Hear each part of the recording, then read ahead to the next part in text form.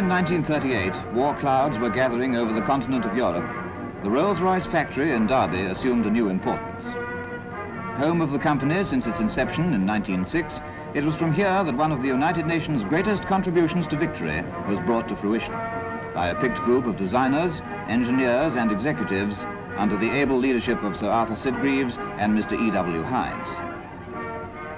Inspired by the tradition handed down by the late Sir Henry Royce that only perfection was good enough, management and workers set about the task of further developing an aero engine which would enable the air forces of democracy to sweep the enemy from the skies and bomb his industries into submission. This engine was the Merlin.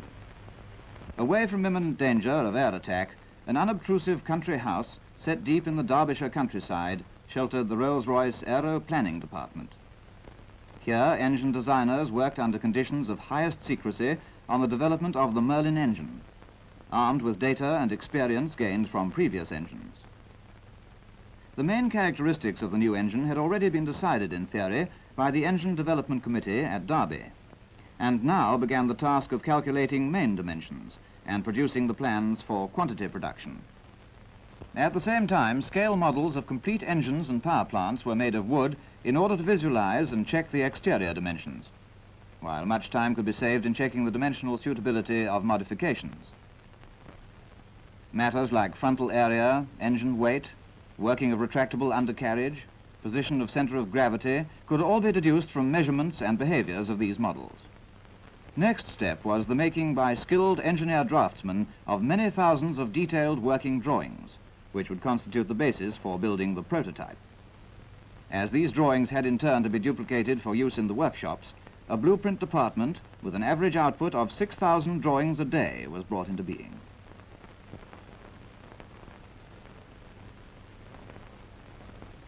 At the experimental shop in Derby, emphasis is on the man rather than on the tool.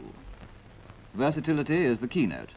Every job is different, and the men in this shop are among the most skilled workers in the Rolls-Royce organization. Soon the first components begin to take shape. In the experimental shop, the tool equipment is less specialized than that of the factories on production work, as it is concerned mainly with one-off jobs. Where duplication is necessary for parts like connecting rods, a Keller machine is used. The cutters are made to follow a master template, producing several identical pieces at a time.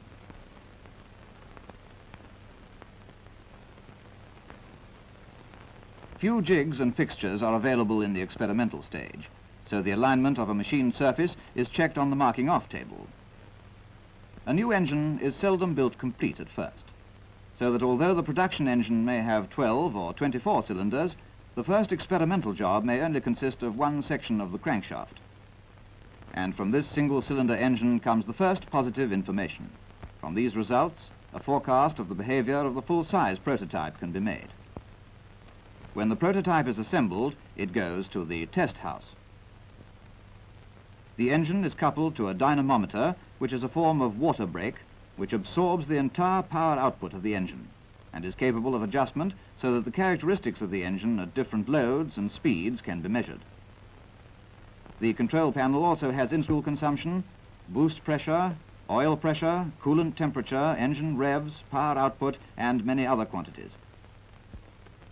Ever since it was first developed, the rated horsepower of the Merlin has steadily increased. The later types have a power output 2 or 3 times as great as that of the original prototype, without any great change in leading dimensions. After test, the prototype is stripped down and its parts are subjected to minute inspection. Parts which show signs of undue stress or wear are examined by the chief engineer and designers, who decide what alterations in design, manufacturing methods or materials are necessary. Once the prototype has passed its first test bed trials, it undergoes further tests with the air screw fitted. Finally, it is ready for its flight test. Installed in an aircraft fuselage, the Rolls-Royce test pilot takes off to confirm that the Merlin engine will in practice do as much and even more than the designers had planned.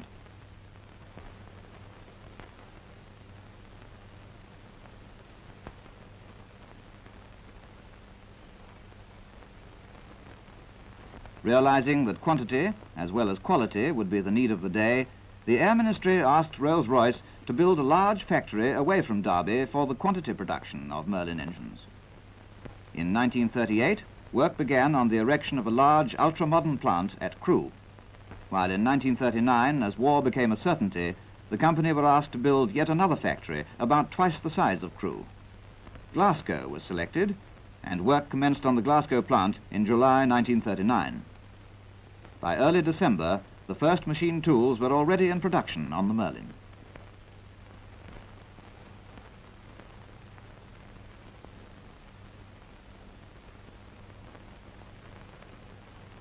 In laying out the various factories for quantity production, the problem of the most efficient placing of machines and processes was solved by making planned silhouettes to scale of each machine and item of workshop furniture. These silhouettes were then maneuvered on a scale floor plan until the ideal disposition was found. The layout was then photographed, and copies were sent to the plant engineers. As soon as all the machines were installed, full-scale production on Merlin engines commenced. Producing the Merlin engine in vast quantities without losing anything of the world-renowned Rolls Royce qualities of precision workmanship presented untold obstacles. Apart from the difficulties of operating under wartime blackout conditions and the demands of the fighting services on road and rail transport making difficult the movement of raw materials, there was the problem of labor. To overcome the manpower difficulty, training establishments were set up in various parts of the country. Under the tutelage of skilled Rolls-Royce craftsmen, both men and women were given intensive training in the operation of highly specialized machine tools in a section of the factory specially equipped for this purpose. In order to increase the supply of engineering draftsmen, experiments were made in training women of suitable educational qualifications. Inspired by the firm's tradition, these women eagerly proved their aptitude for this exacting work, and large numbers graduated to works drawing offices at the various plants. Apart from training men and women for aero engine production, the company was faced with the problem of housing and transporting them to and from work. At both Crewe and Glasgow, housing estates and hostels were built within sight of the plant to shelter the workers who had come from all over the United Kingdom. In view of the fact that in Glasgow alone over 1,500 houses had been built, the local transport companies were called upon to cooperate in organizing 126 special bus services to and from a depot inside the works itself, enabling the workers to get immediate transport to outlying districts. To protect the factories against air and ground attack, strong home guard and civil defense detachments were formed, made up of volunteer workers from the various plants.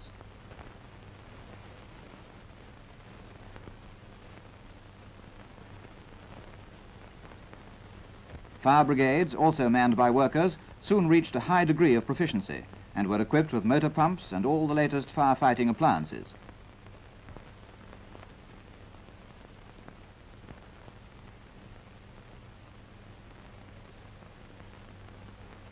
The Rolls-Royce organization was possibly unique in having its own bomb disposal unit, equally prepared to play a vital and dangerous part in an emergency.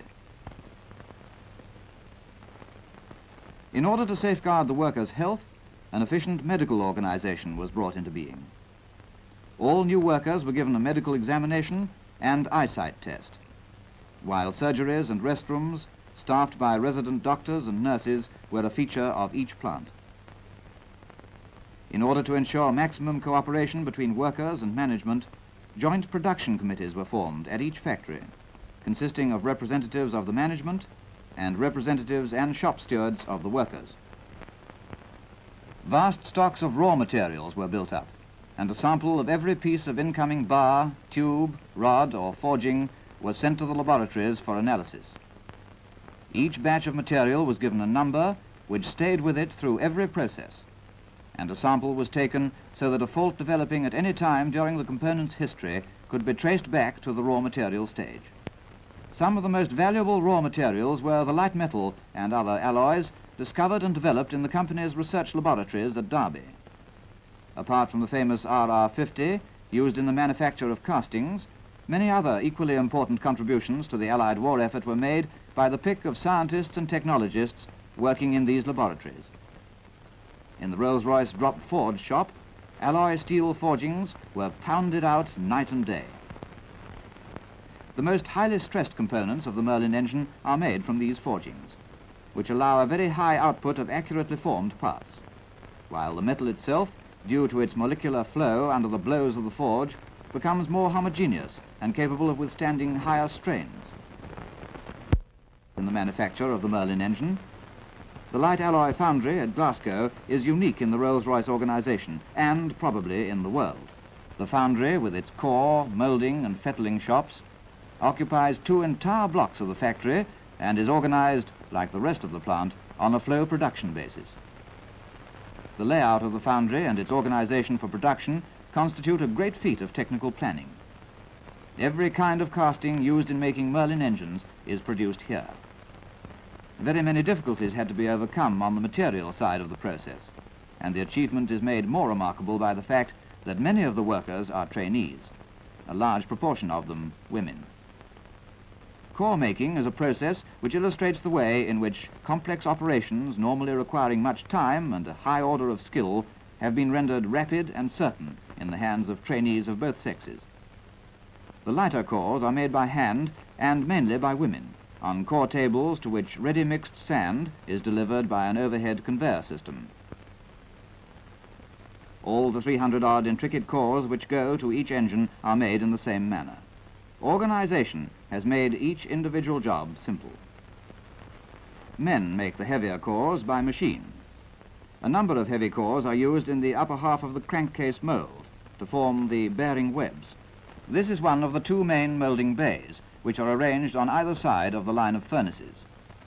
The moulding machines are mostly of the rollover jolt type, both hydraulically and pneumatically operated and very simple to control.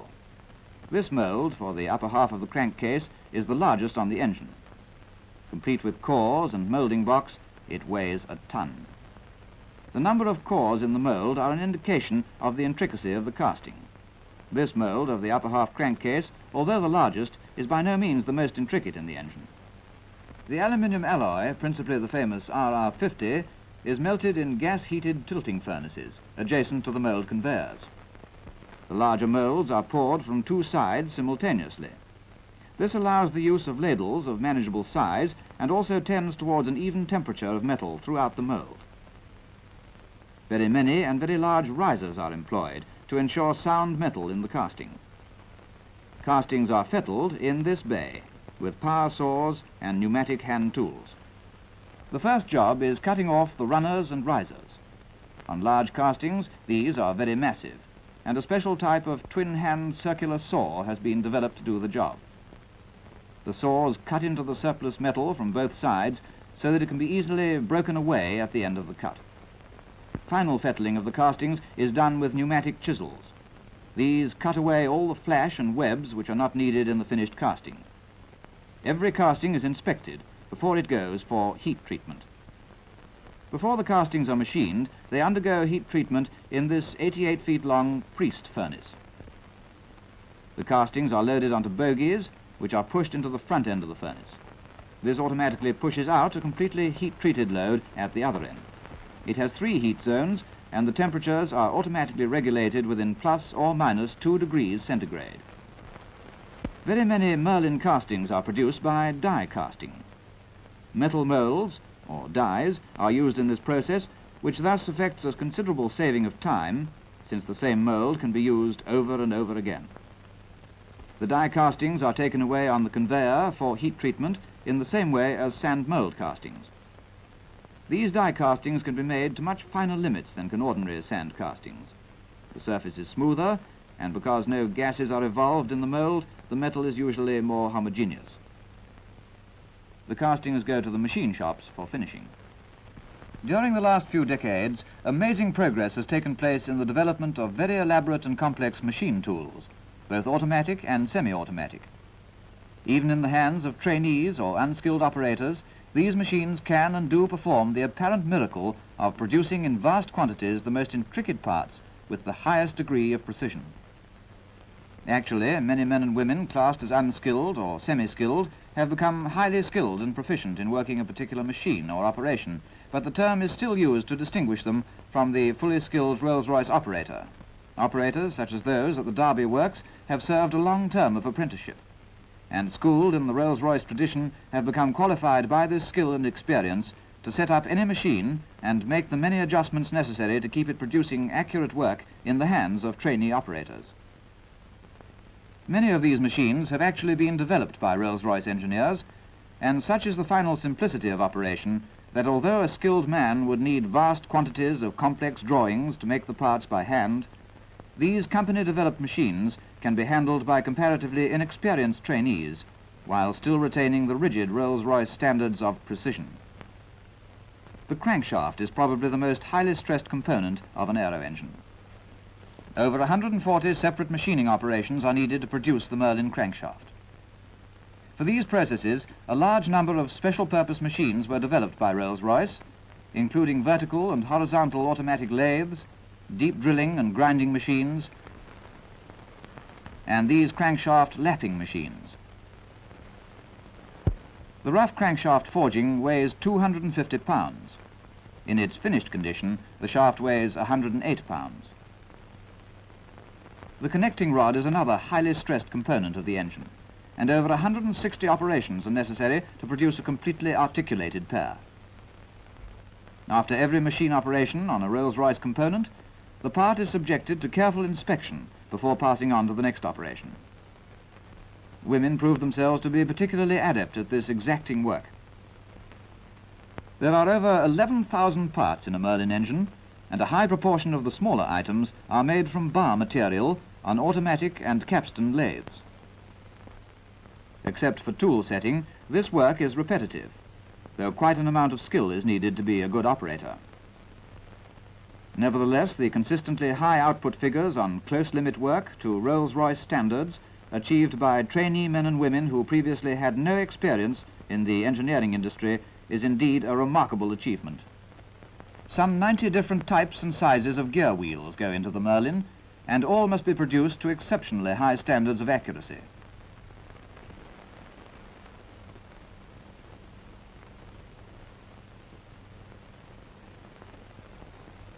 Accurate tooth form and perfect structure of the metal itself is vital to the smooth running of gearing.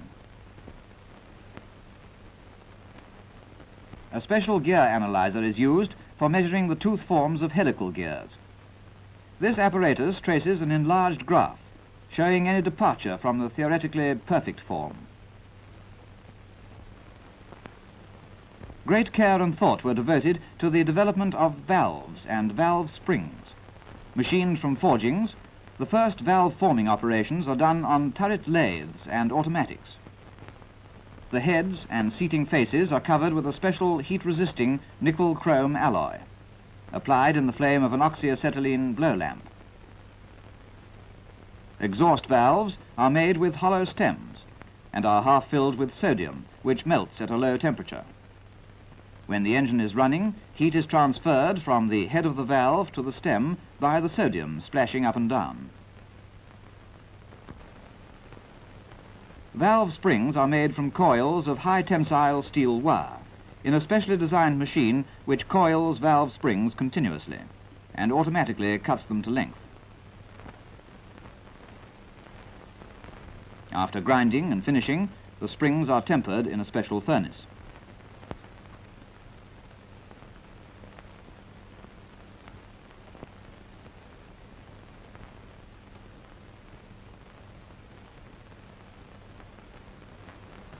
The journal and big ends of the Merlin run in bearings of a lead-bronze alloy.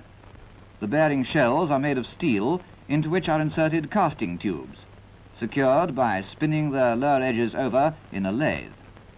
After the shells have been preheated, the lead-bronze alloy is cast from a parametrically controlled electric induction furnace.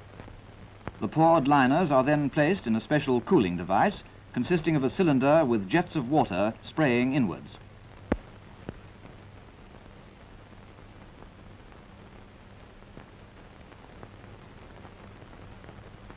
The rotor of the Supercharger is outstanding among the light alloy components of the engine.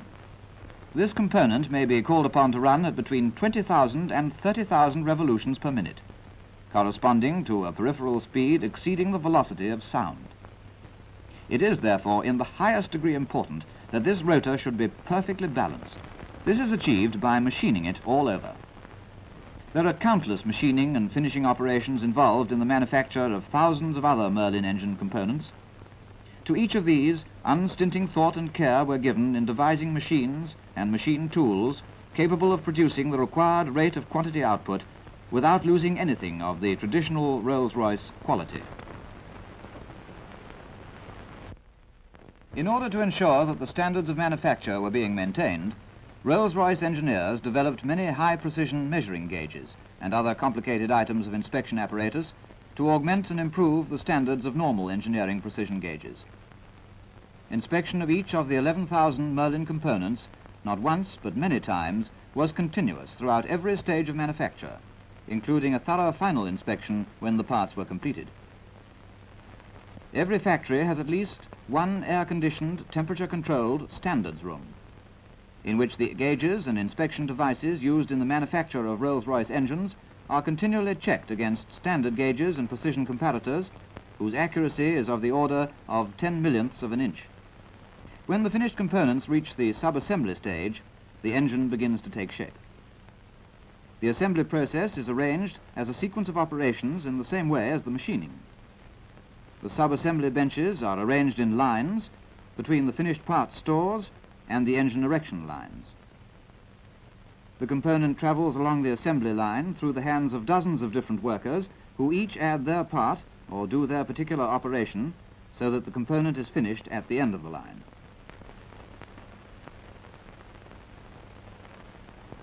Components like the Supercharger are built up separately so that they go into the engine as complete units. At the end of the sub-assembly lines is the engine assembly shop, where the sub-assemblies are delivered at convenient points and are put together to make complete engines. Engine assembly starts with the crankcase, which has had all its studs and cylinder holding down bolts fitted on the sub-assembly benches. The engine assembly line has a bench-height rail track down the center, which enables the work to be pushed easily from station to station along the line. A turntable in the track at each siding enables the engine to be run off the main line while fitting is in progress, leaving the main line free for the flow of work. At each station, a sub-assembly or component is added to the engine. As the engine passes down the line, it gradually takes form. The policy of specialization is applied here in the same way as in the other departments of manufacture. Each job is done by a crew who are specialists in fitting their particular component. This policy enables the workers to become expert in a short time. At the end of the line, the completed engine is vetted by an inspector who notes the numbers of individual components and assigns a new number to the whole engine. From now on, it has an identity. It is given a logbook in which all its subsequent history will be recorded, but meanwhile it is to be taken away for its first run on the test bed. Every Merlin is run on the test bed before it is passed into service. The Ministry of Aircraft Production prescribe very stringent tests for engines to be used in the RAF or the Fleet Air Arm, so several hours run at the rated horsepower of the engine are followed by bursts at maximum power, while test engineers make careful notes of the engine's behavior. A certain proportion of engines which have satisfactorily passed their tests are nevertheless brought back and immediately stripped down. The running test demonstrates that every component is capable of doing its job. This strip down is to make sure that there has been no overheating or overloading, and to ensure, in short, that the engine will go on doing its job and maintain the standard of manufacture. Once more reassembled, the engines are ready for active service, but the job is not yet finished. Just before the war, it became apparent that in order to ensure the satisfactory installation of the engine and the consequent safety of the aeroplane's crew, it was necessary for Rolls-Royce to devote their engineering skill to designing the completely cowled power plant installation, ready for attachment to the aeroplane fuselage. This enterprise in tackling the complete power plant and developing it into a quickly detachable and interchangeable unit was acclaimed as one of the outstanding achievements of British aviation during the war. No survey of Rolls-Royce wartime service would be complete without reference to some of their many other contributions to the success of the Allied nations. Early in the war, it became obvious that the facilities which had been envisaged for the repair of damaged engines were going to prove entirely inadequate. and measures to remedy the position became of the utmost urgency. Rolls Royce set about tackling this problem and had the satisfaction of seeing the figure of overhauled engines, which stood at a few hundred in 1939, rise to over 18,000 during 1944.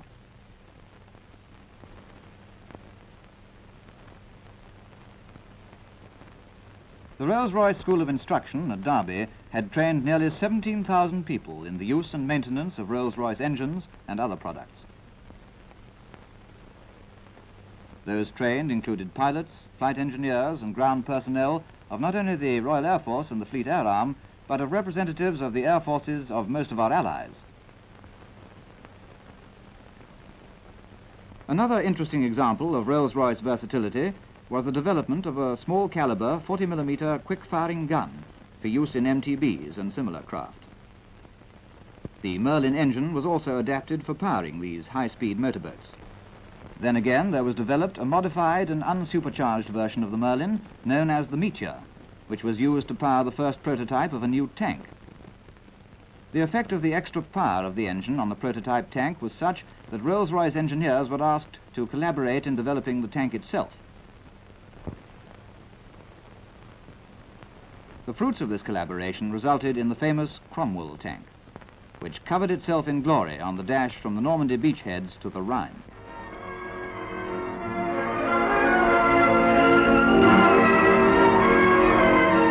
The Rolls-Royce organization may well be proud of its contribution to victory. Workers, designers, engineers, management, all fulfilled a vital role in Britain's days of need. Now they can once more turn their hands and their brains to the fulfillment of the needs of a world at peace. And this, indeed, they have done. For in October 1945, 2 months after the end of hostilities, it was a Rolls-Royce jet turbine that streaked across Britain's lowering skies to claim the world speed record of 606 miles an hour. What promises to civil aviation did this imply? What even newer principles of engine design and propulsion are now occupying the minds of the Rolls-Royce organization? For the world of science has much in store, and in the forefront of mankind's march onward will be Rolls-Royce applying to practice the newest and latest principles of scientific achievement.